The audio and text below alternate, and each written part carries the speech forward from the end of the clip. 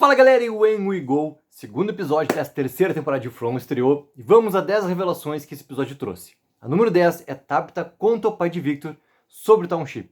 Enquanto o primeiro episódio da temporada mostra a importância de onde Tabitha foi parar, esse episódio agora permite que ela finalmente aprenda mais sobre a família de Victor. Depois de descobrir o endereço da casa de infância do Victor em sua lancheira, a Tabitha encontra o pai de Victor, o Henry. Quando o Henry reconhece a lancheira como sendo do seu filho, a estreia termina e Tabitha evidentemente desmaia. No episódio 2 agora, a Tabitha acorda no sofá de Henry. Ele aponta uma arma para ela e a faz explicar como ela acabou com a lancheira do Victor. A Tabitha decide contar a verdade a Henry, não importa o que pareça. Tabitha conta como sua família encontrou a árvore caída e obstruindo a estrada de Township. Ela explica que eles não têm como sair de lá e fala sobre os monstros. O Henry tem dificuldade em acreditar na história de Tabitha. Para provar que ela está dizendo a verdade, a Tabitha mostra a ele artigos online sobre o desaparecimento da sua família. Enquanto o Henry está confuso, ele diz à polícia que já está a caminho da casa. Quando Tabitha menciona algo sobre o farol e salvar as crianças, o interesse do pai de Victor é despertado. Henry guarda sua arma, dispensa a polícia e até faz algo para Tabitha comer. Depois, ele leva Tabitha para cima e mostra a ela o quarto que pertenceu a Victor e sua irmã gêmea, a Eloise. O quarto é como um mausoléu intocado. De coração partido, Henry conta que repreendeu seus filhos por não limparem o quarto na última vez que os viu vivos. O pai do Victor então diz a Tabitha que ela precisa seguir até o porão. A nona, Jim e Kenny encontram simplesmente colheitas saudáveis. Nessa estreia agora da terceira, Jim e Kenny vão para a floresta para tentar encontrar a Tabitha. Mesmo que o bode não necessariamente aprovasse a ida deles, ele deu aos dois dicas sobre o que procurar, explicando que as teias de aranha marcariam um caminho para o farol. Embora Jim e Kenny não encontrem nenhuma teia, eles encontram estátuas assustadoras feitas de pedras, silvas e gravetos. As efígies liam um caminho pela floresta até uma série de chalés decadentes. Embora o Kenny esteja agitado, ele finalmente concorda que eles devem passar a noite em um dos chalés. Enquanto a dupla espera a noite passar, o Jim cede e concorda em voltar para Township pela manhã. Mesmo querendo encontrar Tabitha, ele também sabe que não pode simplesmente abandonar seus filhos. Quando o sol nasce, Jim e Kenny investigam os arredores e ficam chocados ao encontrar uma infinidade de vegetais saudáveis crescendo ao redor das casas. Muito felizes, eles trazem o que podem para Township, que está passando por uma escassez de alimentos. Só que a alegria ela é interrompida quando Boyd compartilha a notícia da morte, obviamente, de Tian Shen. A oitava, galera, é que Fátima come simplesmente os vegetais podres. Quando a Fátima descobre que está grávida, alguns episódios antes do final da segunda temporada, ela fica sem saber o que fazer. No começo, ela não quer compartilhar a notícia com ninguém, nem mesmo com o Ellis. E, eventualmente, ela conta para a dona na estufa. Só que não fica feliz com a própria dona. Antes de chegar em Township, Fátima descobre que era clinicamente impossível para ela ter filhos biológicos. O fato de estar grávida de repente a deixa agitada, já que Township geralmente lança obstáculos e dificuldades sobrenaturais para seus moradores. A gravidez impossível deve ser uma má notícia. Dona, no entanto, discorda de Fátima. Precisando de boas notícias, Dona sugere que o impossível também pode ser alegre. Fátima já venceu as probabilidades ao encontrar Ellis, o amor de sua vida, ali em Township. Mais uma vez, Fátima tem terríveis crises de enjoo matinal, mas depois que ela perde um dente, Ellis insiste que eles passem na clínica. Marielle revela que Fátima está extremamente desnutrida e só precisa se concentrar em conseguir alguma comida, mesmo com a escassez de alimentos que está acontecendo. Quando ela retorna para a Colony House, a Fátima fica na varanda para conversar com alguns outros moradores. Um deles explica que eles estão olhando as plantações podres para criar uma pilha de composto. Dado que Dona chamou o solo de envenenado, é difícil imaginar que simplesmente a versão compostada das plantações podres, vai dar bom resultado. No entanto, o que acontece a seguir é ainda mais chocante, né? Quando ela está sozinha, a Fátima pega um monte de vegetais podres e come quase que com raiva, como se ela precisasse desesperadamente da podridão para se sentir simplesmente melhor. A sétima é Kenny quebra a jukebox lá no restaurante. As consequências emocionais devastadoras da perda de Kenny continuam ao longo do episódio, agora no segundo. Na primeira temporada, o Kenny já tinha perdido seu pai quando aquela versão da Sarah problemática deixou a porta da clínica aberta. Mais uma vez, o Kenny não estava lá para salvar seus pais dos monstros. Quando Boyd compartilha a notícia, o Kenny grita pela sua mãe, acreditando que ela vai sair simplesmente de casa. Quando ela não sai, o Kenny corre para o restaurante para ter um momento sozinho. A Christy segue Kenny, só que ele eventualmente pede que ela saia e cuide do corpo da sua mãe antes do funeral. Assim que o Kenny está sozinho, uma das misteriosas jukebox do restaurante clica e toca Celebration. Isso faz com que Kenny, furioso, destrua a jukebox simplesmente em pedaços. Em sexto, Christie concorda em consertar a aparência de Tianchen antes do funeral. Antes de deixar o Kenny sozinho para lamentar lá no restaurante, a Christie concorda, em consertar, digamos assim, a aparência de Tianchen antes do funeral. O Kenny admite que não consegue lidar com ver sua mãe ensanguentada. Sempre que pensa em seu pai, o Kenny vê seu cadáver, que foi dilacerado lá pelas criaturas.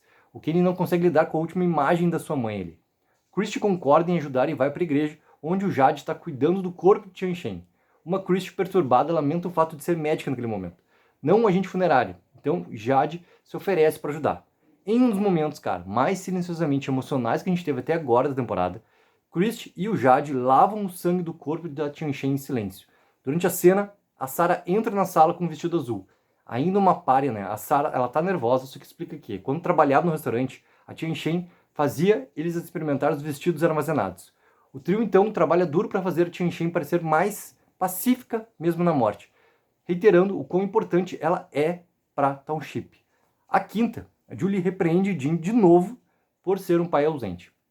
No episódio 2, agora, a Julie ainda está se recuperando das consequências da assombrosa canção de ninar e a caixa de música da segunda temporada, que a possuiu e outros 2 moradores da cidade. Perto da morte, Julie foi salva quando Boyd encontrou e destruiu a caixa de música de uma vez por todas. Na estreia agora da terceira, o Jim faz um comentário sobre Julie ser incapaz de discutir o que aconteceu com ela enquanto a caixa de música mantinha ela em seu cativeiro. Depois que Ethan tenta encontrar sua mãe, Jim decide procurar Tabitha em vez de ficar simplesmente ali com seus filhos traumatizados. Depois de repreender seu pai pelos seus erros passados e presentes, a Julie acaba agradecendo a Sarah pela sua ajuda. Na primeira temporada, algumas vozes sobrenaturais disseram a Sarah para matar o Ethan para que todos pudessem ir para casa. Obviamente a família Matthews, e o resto de Township evitou ela desde então. Enquanto Julie mostra alguma gentileza a Sarah, ela também revela seus medos mais profundos. Após a experiência com a caixa de música, a Julie tem medo do que Township pode fazer com sua mente, e ela não quer se tornar outra Sarah. A quarta, o Kenny vai para os túneis para matar os monstros. O Boyd eventualmente vai até o bar da cidade, onde encontra Kenny enchendo jarras enormes com álcool. O ex-delegado não tem plano de beber o álcool recém-destilado de Jade. Em vez disso, Kenny planeja usar como combustível para queimar o máximo de monstros que puder, ansioso para buscar vingança pela morte da sua mãe. E o Kenny não consegue realmente ser razoável. Boyd parece reconhecer isso e concorda em ajudar Kenny a levar a luta até os monstros. Juntos, os dois transportam um monte de combustível até os túneis, onde os monstros dormem durante o dia. Assim que a dupla chega aos túneis, Kenny perde um pouco a coragem. Boyd ressalta que continuar com fogo é provavelmente uma missão suicida, embora ele pareça disposto a ficar ao lado de Kenny, não importa o que aconteça. Quando Kenny lamenta o fato da sua mãe ter morrido sozinha e com medo, Boyd finalmente fala. O xerife revela que os monstros o fizeram assistir enquanto torturavam e matavam Tianchen. Boyd também compartilha as palavras finais de Tianchen, que eram todas sobre Boyd cuidando de Kenny. De coração partido, o Kenny abraça Boyd e chora. A terceira, o Boyd planeja capturar um dos monstros.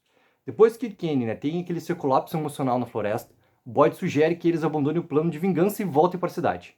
Assim que eles chegam, o Kenny visita sua mãe, que parece agora pacífica, após os esforços de Chris e Jade. Kenny passa um momento sozinho com Tianchen antes que toda a sociedade se reúna para o funeral. Não há como negar que a Tianchen, que comandava o restaurante e tomava decisões cruciais ao lado de Boyd e de Donna, era uma figura importante na cidade. Como Ethan aponta, Tianchen sempre fez com que todos se sentissem seguros e também se sentissem bem-vindos. Quando o funeral termina, Ellie segue seu pai para fora. Vendo quão distraído Boyd está, o Ellis assegura a ele que o que aconteceu com Tianchen não é culpa dele, já que Boyd carrega muita responsabilidade pelo que aconteceu. No entanto, Boyd não está realmente ouvindo seu filho. Perdido nos seus pensamentos, Boyd exclama que eles não podem continuar vivendo como estão, com os monstros simplesmente os matando. Boyd decide que o melhor é capturar uma das criaturas, viva dessa vez, e pede a ajuda de Ellis.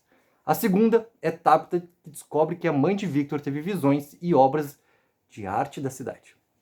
Embora o pai de Victor, não esteja em Township, ele sabe uma quantidade surpreendente sobre a tradição no local.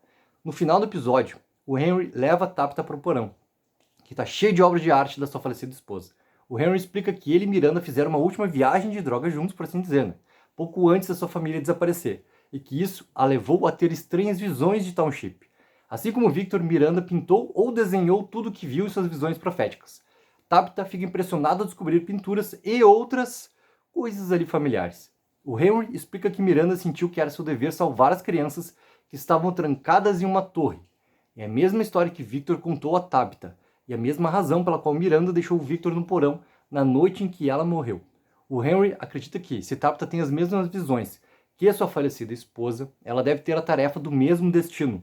Embora a grande revelação não resolva necessariamente, nenhum dos mistérios que a gente tem na série, a arte de Miranda pode conter, obviamente, algumas informações cruciais. A primeira, o Jim recebe aquele telefonema no final do episódio. Nos segundos finais do episódio, o Jim recebe um telefonema. Essa aqui não é a primeira vez que o telefone na cozinha da família Liu toca, mas a última vez que aconteceu foi um sonho induzido por uma caixa de música que o Kenny teve lá na segunda temporada. A voz na linha se repetiu assombrosa, com uma canção de ninar, e Kenny acabou sendo queimado por um gafanhoto sonho. Embora o episódio 3 agora, da terceira temporada, confirme as coisas, parece que a interação de Jim com o telefone está realmente acontecendo. De certa forma, até ecoou-se um momento assustador na torre, lá na primeira temporada. Quando o telefone toca, o Jim hesita antes de atravessar a sala para pegar o telefone. A voz do outro lado da linha, parece do menino. Para piorar as coisas, a voz o chama ele de pai, sugerindo que Thomas, o falecido filho de Jim e Tabitha, está ligando. As forças sobrenaturais em ação em Township certamente assombraram os moradores com seus traumas e perdas do passado antes. Mas personificar Thomas, que morreu quando tinha pouco mais de 1 ano de idade, seria outro nível, definitivamente. Então, galera, coloquem embaixo nos comentários o que acharam sobre o segundo episódio, expectativa de vocês para o terceiro, e já deixo colocar uma coisa assim, a partir da outra semana, a partir de quando a gente tiver já o lançamento do 4º episódio, a gente vai ter também lives aqui no canal sobre From, provavelmente aos domingos, mas isso tudo a gente confirma, sabe quando? Durante os vídeos diários que são lançados aqui no canal sobre From. Galera, coloca embaixo nos comentários, não esqueçam sempre de dar aquela ajuda que é mega importante, de curtir o vídeo e assinar o canal. Take04, viva o sonho aqui!